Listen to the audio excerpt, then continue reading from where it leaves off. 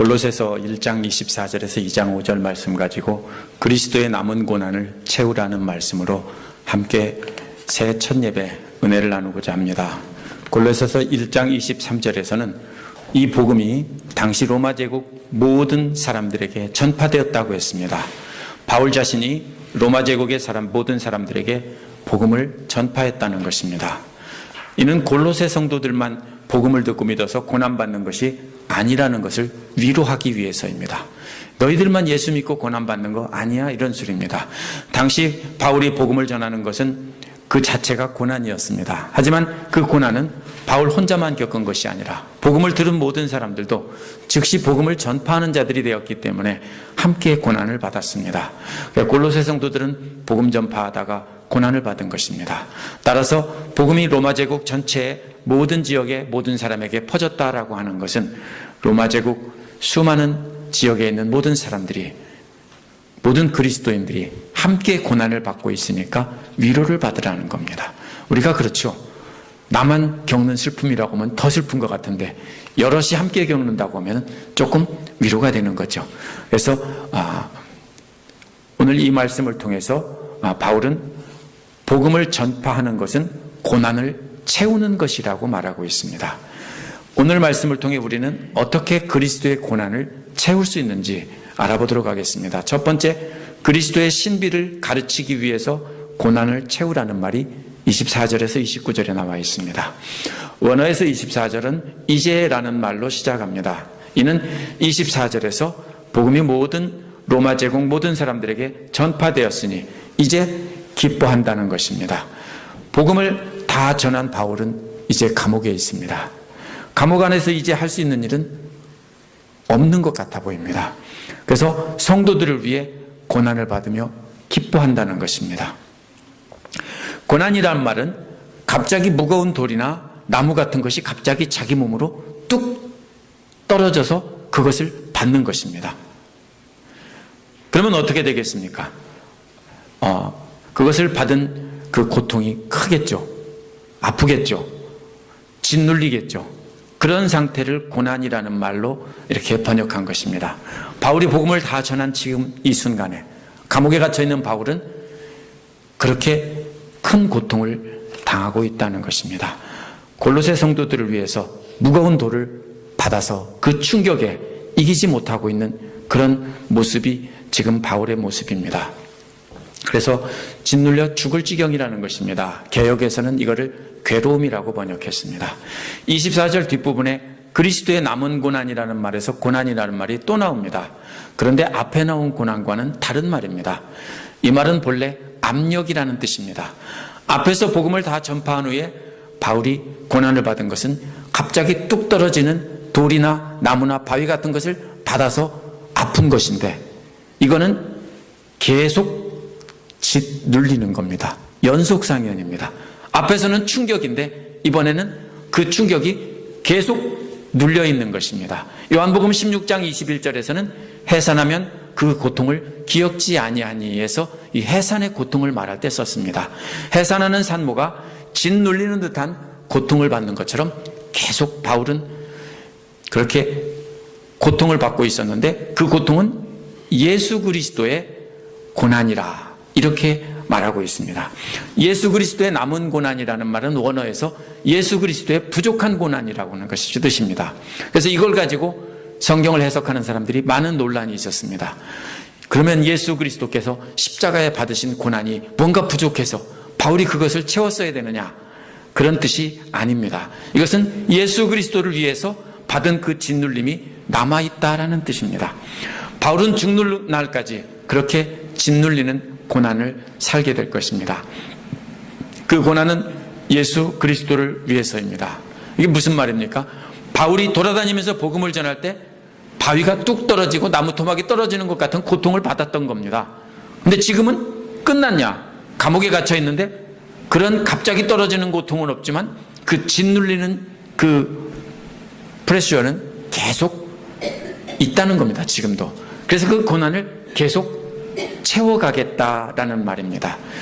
그 고난은 그리스도를 위해서입니다. 그분의 몸된 교회를 위해서 부족한 고난의 부분을 자기의 육신으로 채워가며 감당하겠다는 것입니다.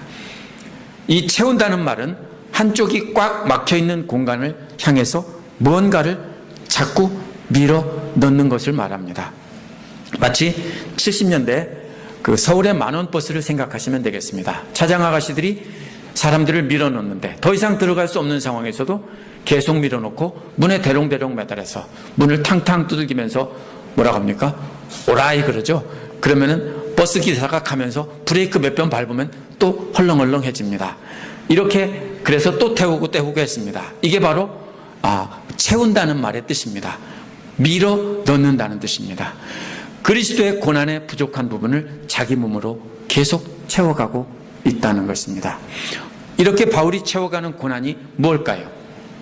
25절에 보면 내게 맡겨진 사명을 따라 교회의 일꾼이 되었습니다 라는 말을 보면 그 고난이 뭔지 알 수 있습니다. 하나님께서 바울에게 맡기신 일 때문에 고난을 받는다는 것입니다. 근데 내게 맡겨진 사명에 따라서에서 사명이라는 말은 디모데전서 1장 4절에서 하나님의 경륜이라는 말입니다. 에베소서 3장 2절과 3장 9절에서도 경륜이라고 번역된 말을 여기서는 사명이라고 번역했습니다. 경륜이라는 말이 무슨 뜻이냐면은 집안의 모든 재산과 종들까지 다 관리하는 일을 경륜이라고 하는 겁니다. 이게 뭡니까? 영어로 말하면 administration이고 행정이라는 말입니다. 그런데 하나님의 경륜이라면 하나님께서 세상을 다스리시는 그 역사와 구원하시는 그 역사를 경륜이라고, 하나님의 경륜이라고 말하는 겁니다. 그러면 하나님께서는 그 세상을 구원하는 청지기의 역할을 바울에게 맡겼다는 겁니다. 그래서 바울을 그 청지기로 삼았다는 것입니다. 하나님께서 맡기신 세상을 구원하는 청지기직을 수행하느라고 고난을 많이 받았는데 복음 전하면서 받던 고난은 뭡니까? 돌이 뚝 떨어지는 것과 같은, 그래서 온몸에 뼈가 부러지고 상처를 입은 것 같은 그런 고통인데 지금은 감옥에 갇혀 있으면서 그러한 고통이 계속 진행되고 있는 상황입니다. 그렇게 하면서도 계속 뭔가를 채워가고 있다는 뜻입니다. 그 맡기신 일이 뭡니까? 하나님의 말씀을 남김없이 전파하게 하시려고라는 말에 나타나 있습니다. 이 말의 본래의 뜻은 하나님의 말씀을 가득 채운다는 말입니다. 24절에 채운다는 말은 이 말과 같은 말에다가 어떤 방향을 향해서 밀어넣는다는 말이 덧붙여 있는 말입니다. 따라서 이 하나님의 말씀을 가득 채운다는 것이 바로 앞에서 말한 고난을 채운다는 말과 같은 말이 됩니다. 그러므로 25절에서 하나님의 말씀을 가득 채우는 그 일을 맡은 청지기로 하나님께서 바울을 임명하셨다는 겁니다. 그렇다면 24절에서 고난을 채워가고 있다는 말은 하나님의 말씀을 가득 채우는다는 그 일을 맡았다라는 뜻입니다. 바울이 로마 제국 모든 사람들에게 복음을 다 전했다고 했습니다. 완벽하게 다 전했다는 말이 아닙니다. 가는 곳마다 큰 도시마다 바울은 교회를 세워놓았습니다. 디모데후서 2장 3절에서 디모데에게 내가 그리스도의 예수의 군사로, 좋은 군사로 나와 함께 고난을 받을지니라고 했습니다. 그리스도의 군사인 바울은 곳곳에 그리스도의 군대에 진지를 세워놓은 것입니다. 바울의 선교 전략은 그런 것입니다. 일단 가는 곳에 사람들을 전도해서 세워지고 그 사람이 다른 사람에게 복음을 전할 수 있으면 바울은 다른 지역으로 떠났습니다. 왜? 그 넓은 지역 전체에 다 복음을 전파해야 되기 때문에. 그 다음에 떠나서 다른 곳에 또 전하고 이렇게 했습니다. 마치 뭐와 같습니까? 요즘에 우리 동네에 집을 짓고 있는데요. 보니까 집을 어떻게 짓나 봤더니 하루 만에 집을 다 세우더라고요. 나무로 뼈대를 세우는데 한꺼번에 여러 집을 쫙 껍질만 다 세워놓습니다. 그리고 지붕을 한꺼번에 다 입힌 다음에 그 다음에 속을 천천히 채워가고 있더라고요. 마치 50채의 집을 한꺼번에 몽땅 나무 기둥만 세우고 지붕을 올린 다음에 그 다음에 천천히 한 칸 한 칸 내부를 채우고 여러 가지를 전기 공사를 하고 에어컨을 설치하고 하는 것과 똑같은 것입니다. 바울은 그런 방식으로 복음을 전파했습니다. 바울이 참 바쁘게 돌아다녔습니다. 그래서 모든 곳에 교회를 다 세우고 사람을 다 세웠다는 것입니다. 그 다음에 이제는 감옥에 갇혀서 고난을 받으면서 할 수 있는 일이 한 가지가 남았는데 편지를 써서 그 말씀을 나머지를 자세한 부분을 채우는 것입니다. 그것이 바로 고난을 채운다고 말을 한 것입니다. 이렇게 바울은 하나님의 말씀을 전파하는 것을 곧 그리스도를 위해서 고난을 받아야 하는 것이라고 말을 했습니다. 그리스도의 군사로 모집된 자이기 때문입니다.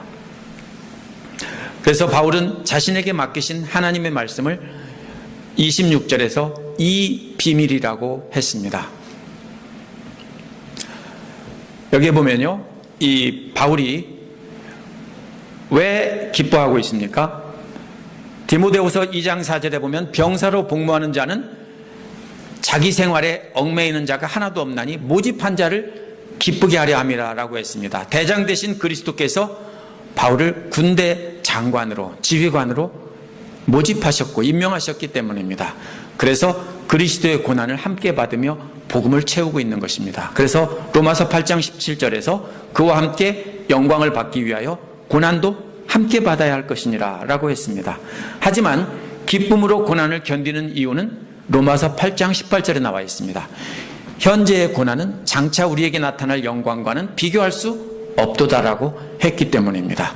바울은 장차 받을 영광을 생각했기 때문에 24절에서 고난을 기뻐한다라고 한 것입니다. 이처럼 자신에게 맡기신 하나님의 비밀을 26절에서는 이 비밀이라고 했습니다. 이 비밀이 영원전부터 모든 세대에게 감추어져 있었는데 지금은 모든 성도들에게 드러났습니다라고 했습니다. 이 영원전부터 모든 세대에게 감추어진 것은 구약 성경에 나타난 그리스도를 통한 구원의 계획입니다. 그게 구약에는 숨겨져 있습니다. 그런데 이제는 그리스도의 복음을 전하는 모든 성도들에게 밝히 드러났다는 것입니다. 그래서 그것이 전파돼서 이미 다 밝혀졌다는 겁니다. 하지만 이 밝혀진 비밀은 마치 세워진 진지의 겉모습만 보여주는 것과 같습니다. 자세한 내부의 모습은 모릅니다. 진지가 다 세워졌다 봐라 하는 것입니다. 그래서 27절에서는 뭐라고 했습니까? 하나님께서는 성도들에게 알리려고 하셨습니다 라고 했습니다. 알리려고 하신 내용은 이방 사람 가운데서 나타난 이 비밀의 영광이 얼마나 풍성한지를 알리려는 것입니다. 이게 무슨 말입니까? 풍성하다는 말도 가득 채워져서 아주 많다는 것입니다. 이제는 그 내부를 한번 들여다봐라. 껍데기를 일단 보여줘서 비밀을 짠 보여줬는데 내부를 들여다보니까 그 내부에는 비밀의 영광이 가득 차 있다는 것입니다. 그 비밀의 영광은 곧 골로새 성도들 안에 있는 그리스도라고 했습니다. 그리스도로 채워진 겁니다. 그것은 뭡니까? 또 영광의 소망이라고 했습니다. 따라서 하나님께서 골로새 성도들에게 알리려고 하는 것은 골로새 성도들 안에 있는 예수 그리스도입니다. 이것이 최첨단 무기로 가득 찬 진지 내부의 모습을 보여주면서 그것을 보고 감탄하게 하는 모습과 같습니다. 우와, 대단하다, 꽉 찼다 이러는 것입니다. 이 영광이라는 말이 그런 말입니다. 그래서 감탄하고 놀라는 것입니다. 그분 장차 다시 오실 때 믿는 자들은 모두 그러한 영광을 입게 될 것입니다. 이러한 그리스도의 영광을 아는 것이 곧 영광의 소망입니다. 28절에서는 바울 일행이 이 영광의 소망인 그리스도를 전한다라고 했습니다. 이 전한다는 말은 그리스도의 죽으심과 부활을 또 죄사함 받는 권세를 전한다는 것입니다. 전하는 방법은 두 가지입니다. 첫 번째는 모든 사람에게 권하는 것입니다. 이 권한다는 말은 본래 마음에 바로 세운다는 것입니다. 이게 다른 사람의 행동이나 신념이나 이런 것이 잘못될 때 조언을 해서 잡아준다는 뜻입니다. 하지만 이것은 잘못된 것을 지적질해서 책망하고 고쳐준다는 뜻이 아닙니다. 말씀을 가르치고 본을 보이면은 그것을 보고 내가 잘못했구나 라고 해서 바로잡게 하는 것입니다. 그래서 바로잡는 것은 어떻게 바로잡는 거냐면은 말씀을 가르치고 본보기를 보여주면은 부끄럽죠. 깨닫죠. 그래서 바로잡는다는 겁니다. 이것이 바로 권한다는 말의 뜻입니다. 둘째로는 가르치는 것입니다. 가르치는 것은 모든 지혜를 다해서 가르친다고 했습니다. 가르치는 것은 그냥 가르치는 겁니다. 모든 지혜를 다해서 말씀을 가르쳐야 됩니다. 따라서 두 가지를 해야 되는 겁니다. 두 가지를 통해서 전파하는 겁니다. 본보기를 보여주고 깨닫게 해서 감동을 줘서 고쳐지게 해야 되는 것이고, 또 많은 말씀의 지식도 알려줘야 하는 것입니다. 그것이 바로 전파하는 것입니다. 그 목적이 무엇입니까? 그리스도 안에서 온전한 사람으로 세우기 위해서라고 했습니다. 온전한 사람이란 구약에서 구약의 율법을 완벽하게 지키는 사람. 바울이 뭐라고 했습니까? 나도 율법으로는 온전한 자라고 한 그 말입니다. 그런데 이것이 그리스도께서 오신 뒤에는 예수 그리스도를 닮는 것을 말합니다. 그래서 그리스도 오시는 날에 온전한 사람으로 세운다라는 것입니다. 예수님께서도 마태복음 5장 48절에서 그러므로 하늘에 계신 아버지께서 완전하신 것처럼 너희도 완전하라고 했습니다. 5장에서 7장까지 가르친 게 뭡니까? 산상수훈이라고 하는데 구약성경 전체에서 가르친 내용을 본래의 뜻을 다시 가르쳐 준 겁니다. 그래서 뭐 하라고요? 완전하라고요. 어떻게 완전합니까? 하나님의 뜻을 완전히 순종해서 지키면 완전한 겁니다. 그래서 그렇게 완전하라는 겁니다. 그래서 하나님께서 인간의 몸을 입고 오신 분이 예수 그리스도시기 때문에 모든 사람이 예수 그리스도의 완전함을 보고 닮아가야 한다는 것입니다. 28절에서는 모든 사람이라는 말이 3번이나 나옵니다. 모든 사람, 모든 사람, 모든 사람. 모든 사람을 다 믿게 해야 된다는 뜻이 아닙니다.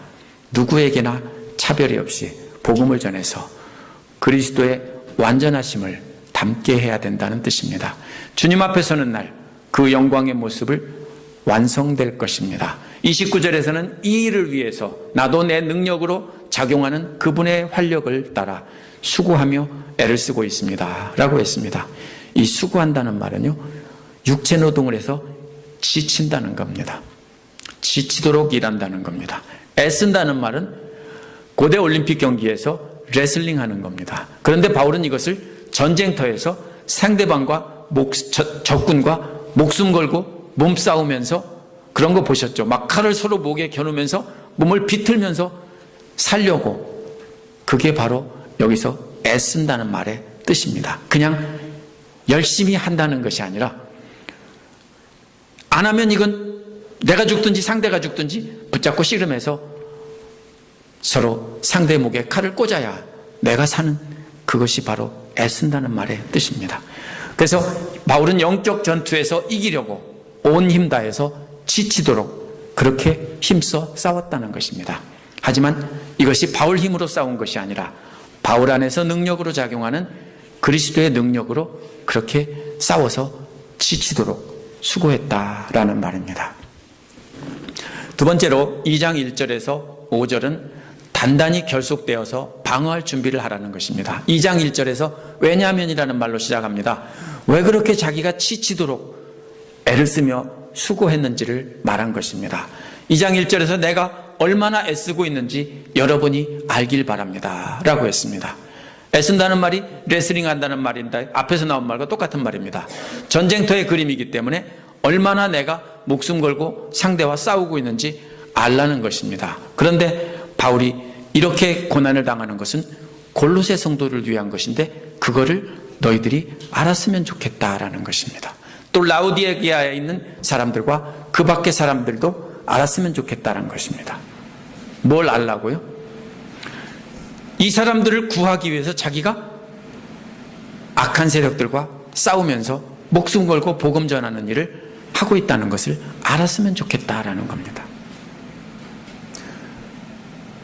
그래서 결국 골로새서 앞에서 24절에서 골로새 성도들을 위해 고난받는다는 말과 똑같은 통하는 말입니다.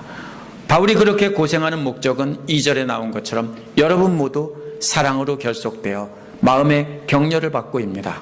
군인들이 평소에는 사랑으로 결속되지 않습니다. 군인들이 언제 결속됩니까? 전쟁터에 나가서 싸우는데 전우가 나 때문에 죽어갈 때, 큰 부상을 입고 다쳐갈 때, 그럴 때 사랑으로 결속되는 겁니다. 그걸 전우애라고 하죠. 바울도 자신이 골로새 성도들을 위해서 그렇게 싸우다가 다치고 부상을 입었습니다. 그래서 그 부상을 입은 그 고난이 얼마나 힘든 것인지를 알아달라는 겁니다. 그거를 알아주면 어떻게 됩니까? 아, 내 지휘관이 나 때문에 저렇게 죽게 됐구나 하면은 뭡니까? 마음에 고마움이 있고 하나로 결속되겠죠. 그렇게 하나로 결속돼서 그러면은 함께 목숨 걸고 싸우기 마련입니다. 나만 이렇게 살아있을 수 있냐? 나도 목숨 걸고 함께 싸워야 되지 않겠느냐? 이렇게 나서는 겁니다. 그래서 내가 얼마나 고생하는지 너희들 알았으면 좋겠다라고 하는 것은 너희들도 하나가 돼서 나와 똑같이 했으면 좋겠다, 이런 말입니다. 그 중에서 지휘관이 목숨 걸고 싸운다는 것을 안다면 나머지 병사들도 하나가 돼서 목숨 걸고 싸우는 법입니다. 바울 자신이 골로새 성도들을 위해서 그리스도의 비밀을 가르치기 위해서 얼마나 큰 고난을 겪고 있는지 알아달라는 겁니다. 함께 군사된 자로서 그리스도의 사랑으로 결속되게 하려는 것입니다. 그렇게 결속돼서 해야 될 일은 두 가지입니다. 첫째는 깨달음에서 생기는 충만한 확신의 풍요에 이르고, 참 어려운 말들이 많습니다. 깨달음이라는 말은 1장 9절에 나온 총명이라는 말입니다. 두 강이 하나로 합쳐서 흐른다는 말이라고 했습니다. 하나로 합쳐져서 두 개의 지식을 하나로 합쳐서 이해하는 능력입니다. 근데 확신이라는 말은 원어의 본래의 뜻은 가득 차게 간직한다는 뜻입니다. 그게 확신입니다. 그러면 그리스도의 비밀에 대한 깨달음이 한두 개 가지고 아하한 것이 한두 개 있는 거 가지고서는 확신에 찰 수가 없습니다. 그것이 수도 없이 반복돼서 자기 안에 꽉 차 있을 때 아하하고 깨달은 것이 오늘도 있고 내일도 있고 모레도 있고 계속 있으면서 새롭게 깨달은 것이 가득 채워질 때, 그것이 바로 이 확신이 풍성하게 있는 것입니다. 그것을 위해서 사랑으로 결속되게 하려는 것입니다. 그러므로 우리에게 해야 되는 것은요, 날마다 말씀으로 아하하고 깨닫고 감동을 받는 것이 날마다 있어야 됩니다. 그것이 우리 마음에 계속 채워져서 가득 채워지게 하기 위해서 사랑으로 결속되게 하려는 겁니다. 두 번째는 하나님의 비밀인 그리스도를 온전히 알게 하려는 것입니다. 하나님의 비밀은 26절에서 나온 것인데요, 영원전부터 모든 세계에 감추어져 있던 것입니다. 이제 드러난 하나님의 비밀은 그리스도를 완전히 아는 지식을 갖는 것이 있는데, 그것이 바로 사랑으로 결속돼서 해야 될 두 번째 일입니다. 어떤 분 좀 이상한 것 같죠? 지식을 갖는 게 두 번째 목적이래요. 완전한 지식을. 듣는 자나 전하는 자가 얼마나 수고하는지를 알아야 듣는 자와 전하는 자가 서로 이해를 하고 하나가 될 수 있습니다.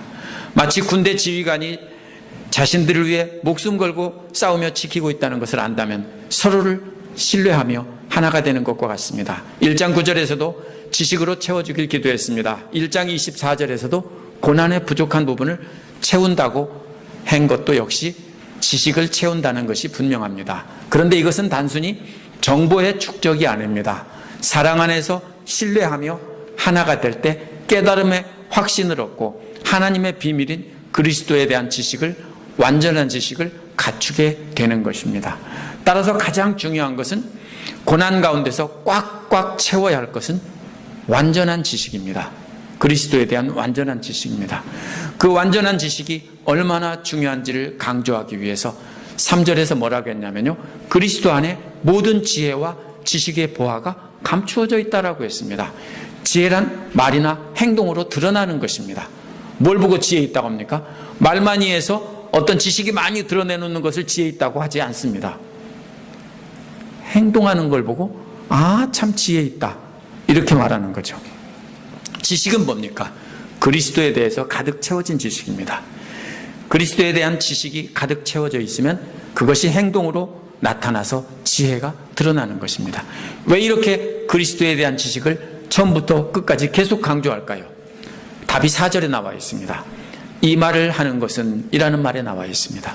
강조하는 이유는 아무도 아주 교묘한 말로 여러분을 속이지 못하게 하기 위함입니다 라는 것입니다. 교묘한 말은 사실은 좋은 말입니다. 아주 설득력 있는 연설이라는 뜻입니다. 근데 이단들이 골로새 성도들을 속일 때 그럴듯한 말로 그리스 철학과 아주 논리로 그럴듯하게 설득을 했기 때문입니다. 그래서 완전한 지식이, 그리스도에 대한 완전한 지식이 없으면 넘어갈 수밖에 없습니다. 오늘날도 똑같습니다. 이단들은 다 좋은 말, 옳은 말만 하기 때문에 속아 넘어갈 수밖에 없습니다. 전투에서 적을 쉽게 이기는 방법이 뭐냐면요, 심리전인데요, 그럴듯한 말로 속여서 상대방이 다 우리 편으로 넘어오게 하면은 그냥 손 안 대고 코 푸는 겁니다. 그렇죠? 그래서 뭐 합니까? 계속 옛날에 보면은 북한에서 남한에 계속 철책선에 근무해 보신 분들은 알겠지만 방송을 합니다. 넘어오라고. 또 남쪽에서도 북쪽으로 또 계속 뭡니까? 방송을 하고 유행가 틀어주고 막 이렇게 하면서 심리전을 벌입니다. 그게 뭐예요? 적을 속여서 한꺼번에 그냥 넘어오게 하면은 뭐 하는 거예요? 이기는 거예요. 이단들이 어떻게 하려고 그래요? 그렇게 하려고 그래요. 오늘날 신천지가 하는 일이 뭐냐면요, 교회에 들어와서 옮겨요. 통째로 사람들을 몇 년 동안 잘 섬긴 다음에 그 사람들을 통째로 빼다가 신천지 교회로 옮겨버립니다. 바로 그런 것을 막게 하기 위해서 지금 완전한 지식을 이렇게 강조하고 있습니다. 그래서 골로새 교회는 지금 사탄의 군대들인 이단들에게 넘어갈 위기에 있는 것입니다. 그래서 그리스도의 군사로서 속아 넘어가지 않게 하기 위해서 그리스도 안에 있는 모든 지혜와 감추어져 있는 지식들을 이렇게 강조한 것입니다. 그래서 그것이 완전하게 채워져 있을 때 우리는 그 대적들에게 속아 넘어가지 않고 이길 수 있는 것입니다.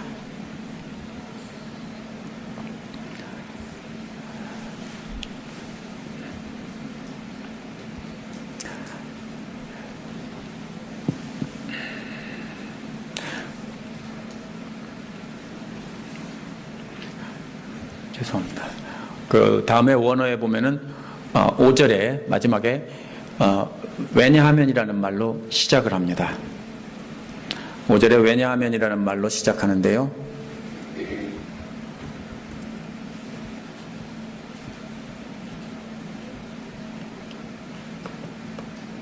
네.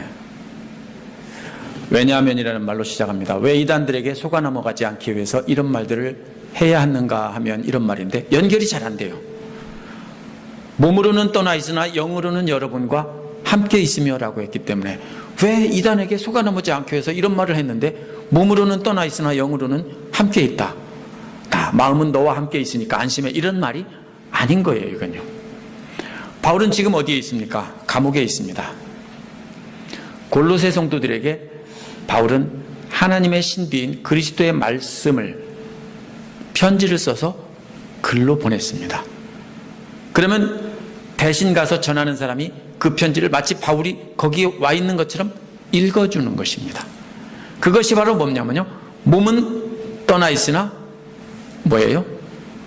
함께 있다라는 말의 뜻입니다. 영으로는 함께 있다. 그냥 영으로 통한다는 뜻이 아니라 그래서 자신의 할 말을 전하고 있다라는 뜻입니다. 어떻게 함께 합니까? 첫 번째로 기뻐하면서 영으로 함께하는 것입니다. 1장 24절도 기뻐한다고 했는데 2장 5절도 기뻐한다라고 했습니다.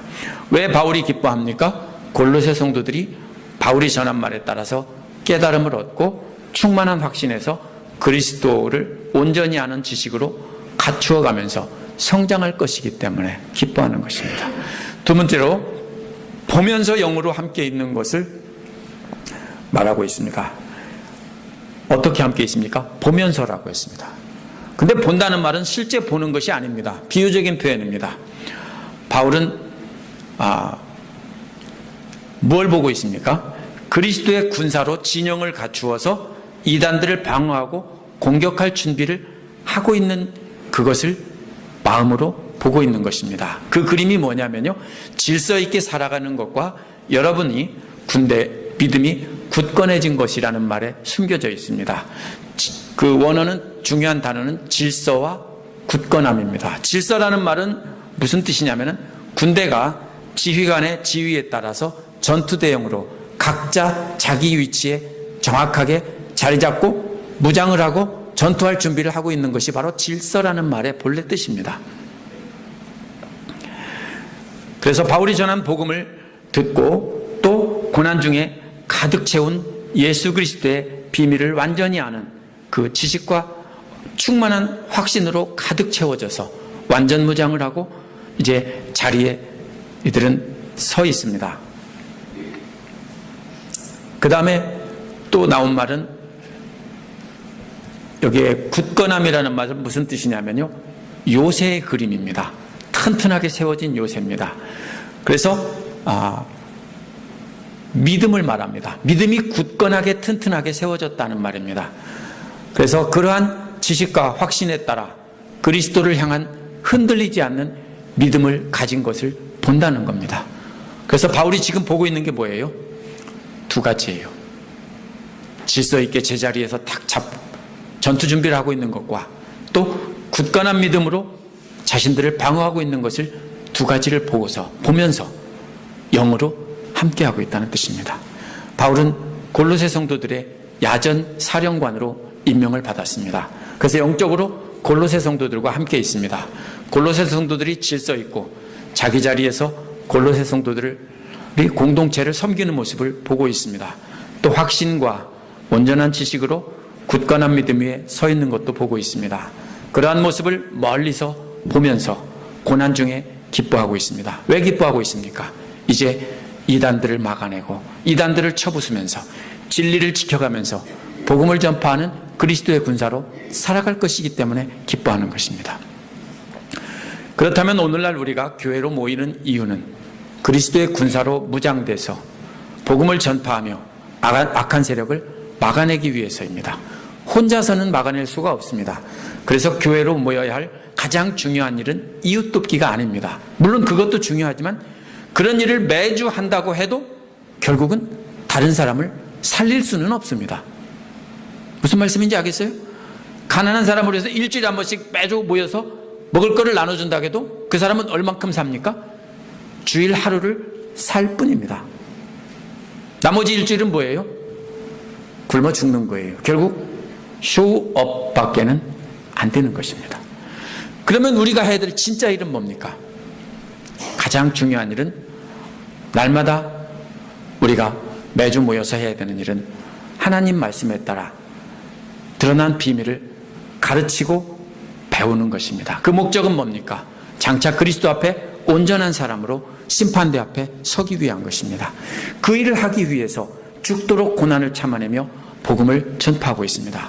그래서 남은 고난을 채우고 있다라고 한 것입니다. 그러나 이렇게 전하는 자만, 가르치고 전하는 자만 고난을 채워간다면 소용이 없습니다. 그래서 내가 얼마나 고난을 당하고 있는지 너희들도 알기를 원한다라고 한 것입니다. 그래서 듣는 자들도 함께 그 마음을 알고 결속이 되어야 합니다. 그래서 서로의 마음을 알아줄 때 단단히 결속되는 것입니다. 가르치고 전하는 자와 듣고 배우는 자 사이에 불신이 있다면 배울 수 없습니다.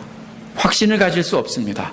함께 서로를 신뢰하는 가운데서 사랑으로 결속돼서 고난을 받으며 그리스도 안에서 온전한 지식을, 지혜를, 그 보화를 우리가 가득 채워야 하는 것입니다.